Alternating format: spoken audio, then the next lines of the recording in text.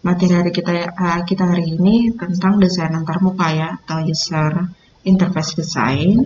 Nanti saya harapkan teman-teman yang sudah ada projectnya, dipersiapkan projectnya, judulnya ya, dengan konsepnya itu dipersiapkan. Kemudian teman-teman cari referensi, minimal itu ada 5 referensi gitu ya, untuk mendukung project yang akan teman-teman bangun nanti.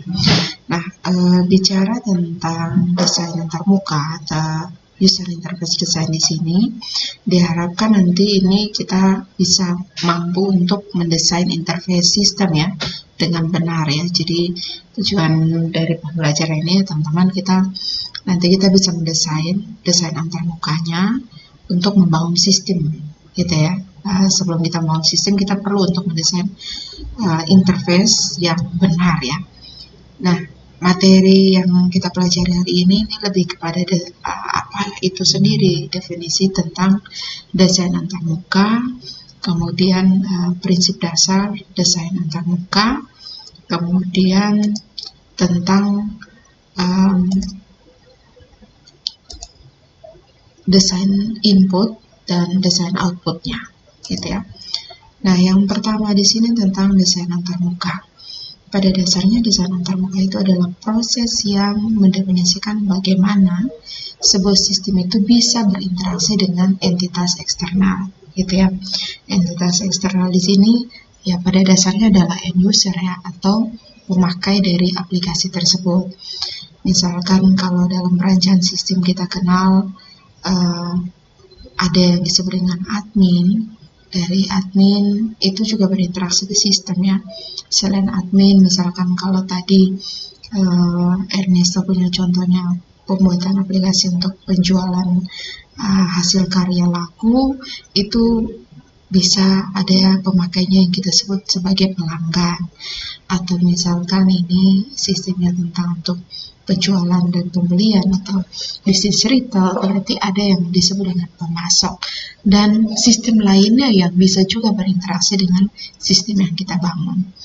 Jadi kalau ibaratnya ketika kita berkomunikasi dengan orang, kita butuh bahasa. Nah, ketika kita menggunakan aplikasi tersebut bisa digunakan oleh orang lain, maka dia butuh yang namanya interface atau penyambung ya, atau media ya. Nah, media atau penyambung di sini kalau dalam komunikasi kita sehari-hari yaitu ada bahasa ya. Sedangkan dalam desain penggunaan sebuah sistem atau aplikasi, yang jadi bagian penting di sini adalah antarmukanya, desain antarmuka. Nah, mendefinisikan cara desain antarmuka di sini adalah bagaimana kita bisa mendefinisikan cara di mana pengguna itu bisa berinteraksi dengan sistem, gitu ya. Pengguna itu baik itu pelanggan, admin, pemasok, ataupun sistem lainnya, dengan tujuan untuk bagaimana nanti mereka bisa memberikan input, bagaimana mereka bisa mendapatkan output, dan juga bagaimana sistem bisa menerima dan menjalankan perintah yang diberikan. Nah, kalau kita umpamakan sistem yang kita bangun itu adalah sebuah komputer ya, ditempatkan pada perangkat keras atau teknologi komputer itu sendiri, dan pengguna itu adalah kita sebagai manusia. Tentunya kita sebagai pengguna ya tentunya adalah manusia ya, ataupun mungkin ada tidak menutup kemungkinan bahwa penggunaan dari sistem itu juga adalah sistem yang lain atau teknologi yang lain. Nah, misalkan kita menganggap ini adalah komputer, jadi sistem yang kita gunakan itu tertanam di komputer. Kemudian ketika pengguna, kita ibaratkan ini sebagai manusia ya, seorang perempuan yang mau mendapatkan sesuatu atau menggunakan teknologi yang ada ditempatkan pada komputer ini. Nah, pengguna ini akan mengatakan, saya siap untuk bekerja, I'm ready to work now, gitu ya. Dan komputer mengatakan, okay, what's the task you want to complete? Apa pekerjaan yang mau kamu kerjakan? Apa hal yang mau kamu lakukan atau kamu kerjakan sekarang? Dan ketika pengguna mengatakan I want to check for message gitu ya, saya ingin ngecek pesan, dan komputer tahu, oh it's look like you have this three message gitu ya. Nah, berarti apa? Kita melihat di sini ketika ada antarmuka, maka ada komunikasi yang terjadi. Ada instruksi yang diberikan dan ada instruksi yang didapatkan. Ada hal yang diberikan, diinputkan, dan ada hal yang diterima atau menjadi output. Kita lihat gambarannya di sini. Ketika desain antarmuka, kita bisa kelompokkan misalkan bagaimana berinteraksi. Kita menganggap bahwa komputer atau teknologi tersebut adalah asisten dan pemakainya di sini adalah manajer. Nah, di sini kita bisa membandingkan ada pesan yang akan digunakan, ada bahasa dari pengguna atau user language-nya, dan ada yang digunakan yaitu computer language. Jadi ada user language, ada computer language, dan ada pesan yang mau dikerjakan atau dilakukan. Misalkan dari pihak manajer mengatakan, did I get any message while I was out? Bisakah saya mendapatkan pesan ketika saya keluar tadi? Itu pesan yang diberikan. Tapi kalau kita translate ke dalam user language, berarti apa? Yang dilakukannya apa? Pasti dia apa? Klik create message menu item on the main menu, gitu ya. Ketika saya berinteraksi dengan aplikasi pesan, berarti apa? Saya tinggal klik saja pesan masuk menu untuk membaca ya. Ya kalau kita pakai WhatsApp, berarti kita klik aplikasi WhatsApp-nya, kemudian kita klik yang ada notifikasi WhatsApp yang belum kita baca, gitu ya. Ketika kita klik, maka kita bisa membaca. Tapi kalau dalam bahasa manusia, asistennya harus menjawab, yes, you have 3 message from Bob, Mary, and Lim. Oh, kamu punya 3 pesan dari Bob, dan Mary, dan Lim. Nah, ini harus diterjemahkan lagi ke dalam computer language ya. Computer language tentunya dia akan mentranslate look up new message, dia akan menampilkan pesan yang baru untuk user, dan dia akan menampilkan isi dari pesan berdasarkan header list, dia berdasarkan judul pesan yang ada pada list box, gitu ya. Jadi kalau kita gunakan WhatsApp, berarti ketika kita gunakan WhatsApp, tentunya kita akan dapatkan ada keterangan ya. Kalau Anda pakai WhatsApp, tentunya Anda akan lihat kalau di WhatsApp-nya saya, ya mungkin di sini tidak ada pesan ya, tapi kalau ada pesan yang belum terbaca, berarti ada notifikasinya ya. Nah, kalau dari pihak manajer, what did Lim have to say, gitu ya. Manajer tanya, apa yang dikatakan oleh Lim? Kalau kita menggunakan user language, maka antarmukanya adalah apa? Kita melakukan double click. Kita lakukan double click pada pesan yang diberikan oleh Lim di list box, gitu ya. Jadi kalau di WhatsApp kita akan memilih mana nih pesan dari Lim untuk kita buka, gitu ya. Kemudian asisten akan bilang, oh nih, Lim left a message at 8:50 last night regarding the meeting next Monday about the inventory management system. The message is, can we change the time for that meeting to 10:30? I'll be delayed by the testing session. Jadi asisten akan memberikan pesannya seperti ini. Nah, user language-nya tidak ada ya, tidak ada antarmukanya. Tapi yang diberikan oleh computer language, berarti dia akan menampilkan pesan, apa pesan yang diberikan oleh Lim kepada manajer yang dibutuhkan. Gitu ya. Begitupun selanjutnya, gitu ya. Begitupun selanjutnya pesan di sini sampai pada ini. Jadi dari percakapan-percakapan ini, dari transaksi atau aktivitas seperti ini, kita bisa lihat bahwa ada perbedaan, ada media yang kita butuhkan untuk bisa menunjukkan atau untuk bisa berinteraksi atau untuk bisa melakukan transaksi antara teknologi yang kita gunakan, aplikasi yang kita gunakan dengan pengguna. pengguna ini bisa admin, bisa pelanggan, bisa pimpinan, gitu ya, atau bisa pemasok dan sebagainya, tergantung aplikasi yang dibuat. Kalau tadi Yohanes Limau punya itu buat aplikasi untuk pelayanan desa, berarti yang menggunakannya pasti ini ya, staf di kantor desanya pasti ada yang bertindak sebagai admin, kemudian tentunya penggunanya pasti masyarakat desa yang ada di situ ya, yang tentunya mungkin memiliki hak akses untuk masuk dalam aplikasi tersebut. Nah, dari aktivitas seperti ini kita bisa lihat bahwa ada problem user interface-nya. Anda bisa lihat di sini kalau ketika komunikasi yang diberikan antara user language dan computer language, terlihat bahwa user language dan computer language itu memberikan interaksi yang minim instruksi, tapi sesuai dan tepat sasaran, gitu ya. Nah, kita lihat di sini apa problemnya, apa masalahnya. Problem atau masalah dalam desain antarmuka atau user interface-nya. Yang pertama di sini adalah terlalu banyak menggunakan istilah komputer. Jadi kalau terlalu banyak menggunakan istilah komputer juga sebenarnya si penggunanya ini ya, sebenarnya itu menjadi kekurangan juga ya, ketika pengguna harus membaca ini instruksinya apa, gitu, istilahnya apa, baru bisa memahami dengan jelas ini tujuan dari transaksinya apa. Kemudian selain ini user interface problem sebenarnya kurang lebih seperti 10 hal yang kita bahas di pertemuan sebelumnya ya. Kemudian bisa juga karena desainnya tidak jelas, bisa juga karena pengguna tidak mampu membedakan antara tindakan pilihan, apa yang harus dilakukan di next atau tahap selanjutnya. Kemudian pendekatan masalah yang tidak konsisten, dan juga bisa juga user interface problem ini karena ketidakkonsisten dari desain antarmukanya.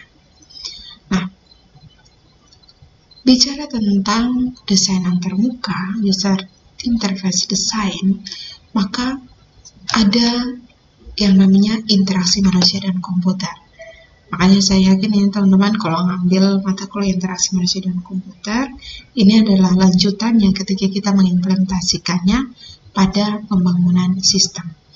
Nah, Human Computer Interaction HCI di sini itu bukan hanya bicara tentang computer science itu sendiri, tapi bicara tentang grafik artnya, seni grafisnya, engineering. Kita bicara tentang psikologi. Ya, kalau orang ketika menggunakan warna yang terlalu cerah gitu ya, tentunya psikisnya juga terganggu ya, ketika harus bertatapan dengan layar monitor dengan desain tampilan yang tidak menyenangkan gitu ya, kurang seni lah gitu ya. Kemudian selain itu juga berhubungan dengan media, media yang digunakan, berhubungan dengan linguistik, antropologi, sosial psikologi, sosiologi, kognitif psikologi. Jadi banyak hal yang seharusnya bidang-bidang ini mendukung untuk menciptakan suatu interaksi yang bagus antara manusia dengan komputer. Nah, dari beberapa bidang yang mendukung human computer interaction di sini, kita akan melihat apa saja prinsip desain antarmuka. Untuk prinsip desain antarmuka di sini, teman-teman, ada buku General Principle of UI Design yang ditulis oleh Deborah Mahwey. Itu ada 17 prinsip umum desain antarmuka. Lumayan banyak ya teman-teman. Ada 17 prinsip umum desain antarmuka. Yang pertama di sini ada yang disebut dengan user compatibility, ada product compatibility atau kompatibilitas produk, ada test compatibility, ada workflow, ada konsistensi, ada familiarity, ada simplicity, ada direct manipulation, ada control, ada What you see is what you get. Ada flexibility, responsiveness, ada invisible technology, robustness, protection, easy of learning, dan yang terakhirnya adalah easy of us. Jadi ada ini menurut ini ya Deborah Mahwe ya.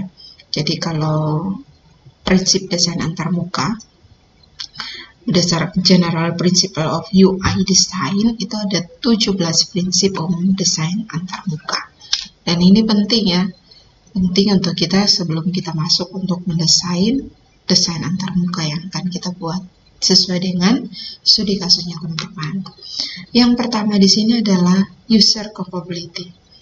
Nah, kalau kita lihat gambaran seperti ini, ada dua hal yang perlu kita ingat. Yang pertama, bahwa tidak semua user itu adalah desainer. Semua user bukan desainer. Ya, ada user yang bisa desainer, tapi tidak semua user itu adalah desainer ya. Dan semua user tidak sama, gitu ya. Ya, saya sebagai pengguna mungkin cara penggunaannya saya berbeda. Mungkin ada ketika kita menggunakan Word kita lebih cepat menggunakan. Saya lebih senang cuman klik-klik saja. Kalau saya yang lain tidak, saya lebih senang menggunakan keyboard untuk mengakses dengan tombol keyboard untuk fast aksesnya gitu ya. Nah, user capability di sini itu bicara tentang bagaimana kesesuaian tampilan dengan tipikal dari user itu sendiri. Nah, kesesuaian tampilan dengan tipikal dari user itu sendiri tentunya akan sangat berbeda ya. Tentunya akan sangat berbeda ketika satu user dengan user yang lain. Antara satu user dengan user yang lain. Perbedaan ini tentunya bisa menjadi kebutuhan yang perlu dipenuhi ketika kita merancang sebuah desain antarmuka, gitu ya. Jadi dengan kesesuaian tampilan dengan tipikal dari user, karena berbeda ya, user bisa jadi kebutuhan berbeda user bisa jadi tampilannya berbeda, gitu ya. Kalau saya mungkin kalau saya perempuan, saya lebih senang ini tampilannya lebih friendly, lebih tampilannya lebih nyaman gitu ya, atau aplikasi yang diperuntukkan itu juga berbeda-beda ya antara user ya. Kalau usernya itu anak-anak, tentunya mungkin desainnya harus sedikit lebih berbeda dibandingkan penggunanya itu adalah orang dewasa gitu ya. Atau mungkin aplikasi ini lebih diperuntukkan untuk anak-anak, berarti desain tampilannya mungkin berbeda, atau penggunaan bahasa pada saat desainnya juga berbeda, atau penempatan tombol-tombol navigasi ataupun penempatan objek-objek icon yang digunakan untuk memberikan sebuah instruksi pasti tentunya berbeda ya ketika usernya itu adalah anak-anak dibanding usernya itu adalah orang dewasa gitu ya. Ya kalau aplikasinya diperuntukkan untuk anak-anak ya jangan gunakan istilah atau tampilan istilah-istilah yang digunakan oleh orang-orang dewasa gitu ya, tapi mungkin lebih friendly, yang lebih nyaman atau yang lebih familiar oleh anak-anak. Begitupun sebaliknya. Yang berikut di sini adalah product compatibility. Nah, product compatibility ini berkaitan dengan produksi aplikasi yang dihasilkan itu juga harus sesuai, memiliki tampilan yang sama, serupa, baik untuk user yang awam maupun yang ahli. Gitu. Jadi product compatibility. Jadi product compatibility di sini sebenarnya harus ada kesesuaian ya, harus ada memiliki tampilan yang sama atau serupa, entah itu untuk user yang baru awam dan juga user yang sudah ahli menggunakan aplikasi atau produk yang kita bangun. Yang ketiga di sini adalah test compatibility. Tes compatibility di sini bicara tentang fungsionalitas dari tugas atau tes yang ada itu harus sesuai dengan tampilannya gitu. Misalnya Anda pilih laporan, orang akan langsung bisa mengartikan bahwa ini nanti akan menghasilkan laporan. Aplikasi ketika kita klik tombol ini pasti nanti akan menghasilkan sebuah laporan gitu ya. Jangan sampai Anda taruh tombol save, ketika diklik save ternyata bukan save tapi hapus gitu. Jangan sampai ya. Yang berikut di sini adalah workflow compatibility. Kalau workflow compatibility itu aplikasi bisa dalam satu tampilan untuk berbagai pekerjaan. Jadi dengan pertimbangan itu tidak overload ya. Contohnya itu aplikasi mail ya. Jika tampilannya adanya untuk satu pekerjaan saja, maka kita harus membuka tampilan tersendiri untuk daftar alamat. Gitu ya. Jadi ini ya, workflow compatibility-nya ada. Yang berikut di sini adalah konsistensi. Nah ini, desain harus konsisten ya teman-teman. Jangan sampai setelah ini teman-teman desain untuk aplikasi atau sistem informasi yang Anda bangun tapi tidak konsisten. Misalkan kalau Anda gunakan tombol save ya, kalau kita gunakan tombol save itu artinya simpan ya, maka gunakan terus istilah itu, istilah save. Dan sampai di form yang depan Anda pakai tombol save, form berikutnya Anda bukan pakai tombol save, Anda pakai lagi tombol simpan gitu ya. Atau pada saat icon yang sebelumnya Anda pakai tombol icon disket ya untuk menyimpan, tapi nanti di icon berikutnya Anda pakai lagi yang berbeda gitu ya. Nah konsistensi dari desain, contoh paling konkret paling simpel itu misalkan kita lihat Microsoft Office ya, entah itu mau Microsoft Office Word, Microsoft Office Excel, Microsoft PowerPoint, Microsoft Word, Microsoft Excel, Microsoft PowerPoint, mereka punya desain tampilan yang konsisten, gitu ya. Jadi kita lihat di sini ada radio buttonnya, ada menu hak aksesnya, quick aksesnya, kemudian ada tab menunya, kemudian diikuti dengan icon-icon toolbox ya. Toolbar ya untuk perintah-perintahnya gitu ya. Jadi ya ketika Anda desain ya Anda usahakan itu harus konsisten ya. Oke.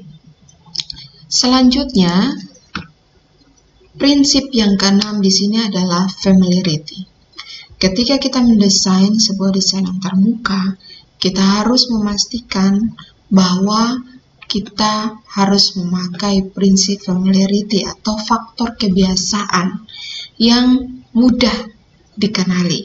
Gitu. Familiarity di sini adalah faktor kebiasaan, mudah mengenali. Jadi kalau orang sudah tahu icon disket itu pasti familiar digunakan untuk perintah menyimpan. Icon kotak sampah atau recycle bin itu sudah familiar, orang sudah terbiasa pasti itu untuk menghapus gitu ya. Jadi jangan lupa untuk menggunakan prinsip familiarity. Yang berikut di sini prinsip sederhana atau simplicity. Aplikasi harus menyediakan pilihan yang default untuk suatu pekerjaan gitu ya. Jadi yang simple harus ada gitu ya. Kalau kita ketika install suatu aplikasi kan ada modify atau standar gitu ya. Artinya bahwa ketika developer tersebut membuat aplikasi tersebut dia juga memiliki prinsip yang namanya simplicity atau sederhana. Prinsip yang ke-8 di sini adalah direct manipulation. Nah, direct manipulation ini misalkan untuk mempertebal huruf ya cukup dengan Ctrl B. Untuk copy ya cukup dengan Ctrl C. Untuk paste ya cukup dengan Ctrl V gitu ya. Jangan sampai direct manipulation malah Anda kompleks lagi, bukan direct lah tapi sequence lagi. Prinsip yang berikut adalah kontrol. Memberikan kontrol penuh pada user. Tipikal user biasanya tidak mau terlalu banyak aturan. Itu perlu ya. Yang berikut adalah what you see is what you get. WYSI, YWYZ. adanya korespondensi satu ke satu antara informasi di layar dengan informasi di print output atau file gitu ya. Harus ada korespondensi, harus ada keterkaitan, harus ada timbal balik antara korespondensi satu ke antar muka yang lain atau perintah yang lain, antara informasi di layar dengan informasi yang di print out atau file gitu ya. Jadi buatlah tampilan mirip seperti kehidupan nyata user. Pastikan fungsionalitasnya yang ada berjalan sesuai dengan tujuan. Ya artinya bahwa ketika saya ketik huruf A, yang keluar harus huruf A gitu ya. Yang keluar di layar itu harus huruf A. Kemudian ketika saya print pun yang dihasilkan pada saat cetakannya itu adalah huruf A. Itu prinsip what you see is what you get. Kemudian prinsip yang berikut adalah flexibility. Tool atau alat yang digunakan user jangan hanya terpaku pada keyboard dan mouse saja, tapi fleksibel gitu ya. Prinsip flexibility di sini teman-teman bisa lihat di Google ya. Ketika kita pakai Google, kita bisa pakai selain menginputnya menggunakan keyboard, kita juga bisa menginput menggunakan suara gitu ya, menggunakan voice ya. Jadi fleksibel. Yang berikut di sini ada responsiveness ya. Tampilan yang dibuat harus ada responnya. Misalnya ketika kita simpan, itu ada informasi please wait 68%, 68%, atau ada loading bar-nya. Atau ada informasi yang ini on process gitu ya. Jadi itu prinsip responsiveness ya. Jangan sampai ketika kita copy, kita ini sudah di copy atau belum, ini berapa persen atau belum gitu ya. Jangan sampai membuat pengguna merasa tidak mendapatkan prinsip responsiveness itu. Yang ke-13 di sini adalah invisible technology. Wow, yang kasat mata ya. Jadi user atau pengguna itu tidak penting mengetahui ini algoritma apa ini yang digunakan gitu ya. Contohnya ketika kita menggunakan YouTube, ketika kita menggunakan pengguna mengetik sebuah kata kunci, kemudian nanti ditawarkan yang hampir mirip atau yang hampir sesuai dengan ini. Nah, tentunya ada algoritma yang diterapkan di situ. Nah, invisible technology di sini sangat penting ya untuk contohnya mengurutkan pengguna, tidak perlu mengetahui algoritma yang digunakan programmer ya, misalkan untuk untuk mensortir ketika kita mengetik yang autofill, itu tentunya pasti ada algoritma yang ditanam ya, entah pakai max sort atau bubble sort atau quick sort. Ketika pada saat tahapan pencarian itu juga ada ya, kita perlu untuk menggunakan yang namanya invisible technology. Nah, sebenarnya invisible technology ini teman-teman teknik informatika itu penting ya. Jadi kalau kita teman-teman sistem informasi, mereka cuma merancang sistem informasi, membuat sebuah program sistem informasi, itu tugasnya kita orang teknik informatika untuk buat invisible teknologinya harus ada, membuat sistemnya lebih cerdas gitu ya. Yang mungkin kita pikir ini untuk pencarian, kalau secara standar kan dia mengurutkan secara sekuensial ya, dari atas ke bawah. Tapi kalau kita orang teknik, orang komputasi, kita mengerti algoritma, kita bisa menanamkan ini pencariannya lebih gampangnya pakai ini. Atau kayak tadi punyanya siapa ya, studi kasusnya Ernest ya, untuk pendataan database jemaat di gereja. Kemudian hasil dari pendataan tersebut itu bisa memberikan pengambilan keputusan, memberikan rekomendasi bagi pengambil keputusan. Ya berarti kita tanam apa? Kita tanam metode untuk SPK-nya. Kita tanam algoritma SPK-nya ke dalam sistem tersebut. Nah, itu ada yang namanya prinsip invisible technology. Yang berikut di sini adalah robustness atau handal. Artinya bahwa desain antarmuka yang kita buat dalam aplikasi yang kita bangun itu harus bisa mengakomodir kesalahan user. Jangan hanya malah error, apalagi sampai crash gitu ya. Ketika pengguna salah menginputkan format email, itu masih bisa diatasi dengan diberikan feedback gitu ya. Prinsip yang berikut di sini adalah protection, melindungi user dari kesalahan yang umum dilakukan ya, misalnya dengan memberikan fitur back atau undo. Yang berikut di sini adalah easy of learning. Aplikasi mudah dipelajari bagi user novice ya, novice atau awam ya. Jadi bisa memberikan motivasi kepada user untuk bisa menggunakan aplikasi tersebut. Ya. Kemudian yang terakhir adalah easy of use. Membuat sistem mudah digunakan untuk segala kategori pengguna, entah awam ataupun ahli. Gitu ya. Nah, dari 17 prinsip perencanaan antarmuka berbasis UI di sini, saya yakin ini dari 17 prinsip desain antarmuka pada umumnya gitu ya. Ini berdasarkan General Principle of UI Design ya, adalah 7 prinsip desain antarmuka. Saya yakin teman-teman ini semua bisa ya untuk memahami 17 prinsip desain antarmuka di sini. Nah, untuk itu saya berikan challenge untuk teman-teman. Silakan teman-teman cari dua aplikasi, tentunya aplikasi itu yang sudah pernah teman-teman gunakan. Kemudian yang pertama, aplikasi pertama ini adalah aplikasi yang Anda sangat menyukai desain antarmukanya. Gitu. Aplikasi pertama itu adalah aplikasi yang teman-teman sangat suka desain antarmukanya, yang membuat entah kenyamanan ataupun dari berdasarkan 17 prinsip itu ternyata teman-teman ada pada level sangat memuaskan gitu, sangat menyukai aplikasi tersebut gitu. Dan aplikasi yang kedua ini adalah aplikasi yang Anda tidak suka desain antarmukanya, tidak enak digunakan dan sebagainya gitu ya. Nah, teman-teman silakan teman-teman berikan alasan berdasarkan 17 prinsip desain antarmuka ini dari dua aplikasi ini. Aplikasi pertama, desain antarmukanya tidak Anda sukai. Aplikasi yang kedua itu desain antarmukanya tidak Anda sukai. Silakan teman-teman jabarkan berdasarkan 17 prinsip desain antarmuka ini. Nanti silakan dibuatkan dalam jangan PDE ya.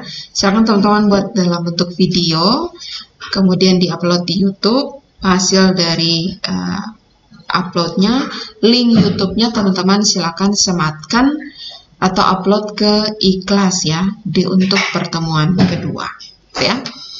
Oke, nanti jika ada pertanyaan silakan teman-teman boleh silakan teman-teman bertanya ya, sampaikan di chat atau bisa langsung bertanya.